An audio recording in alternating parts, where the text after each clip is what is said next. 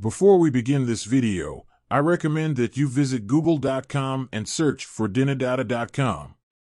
This website is a great resource for the latest updates on Dinar Guru news, all conveniently located on one page. For more information, I encourage you to visit the site.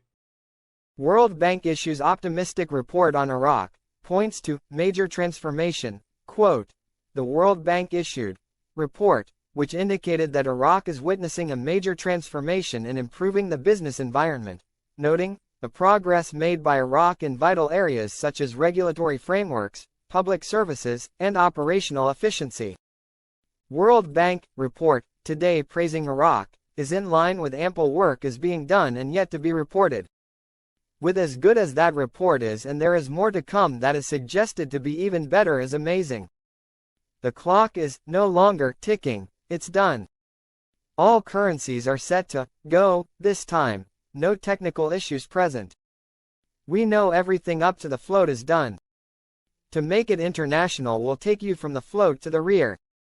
It could be that we start exchanges Friday or over the weekend. The prospects of this going Friday, Saturday through the weekend is there very strong, very strong. There's a lot of reforms taking place and a lot of great changes happening in Iraq. Just hang tight. Just wait for them to change. 2024 Census Planning receives 125,000 tablets and stresses the confidentiality of citizens' data.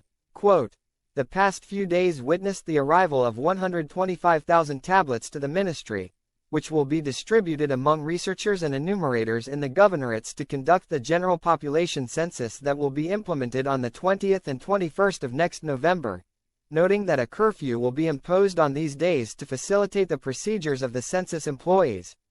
World Bank. Iraq has made progress in improving the business environment, making it globally competitive. I now have two bankers, redemption folks, who say they will be working this weekend. One of them said they are making new system software updates, while the other one says they are preparing for an influx of new wealth management clients this month. Central Bank Governor. New mechanism for financial transfers to Turkey in euros launched. The amount of coordination that must be ongoing behind the scenes must be intense now. Mr. Sammy. From what he's gathering and hearing in the rumor mill, the currency swap out will be in November, but it's not official. He's not speaking for the bank. But what he's hearing, he's thinking this is pretty good. Prime Minister Mohammed Shia al-Sudani confirmed from New York that the currency sale window will close at the end of this year, while revealing the government's intention to establish a new bank that adopts the latest technologies. Wow. Wow. We have been waiting for this for decades. Now it is reality. Finally.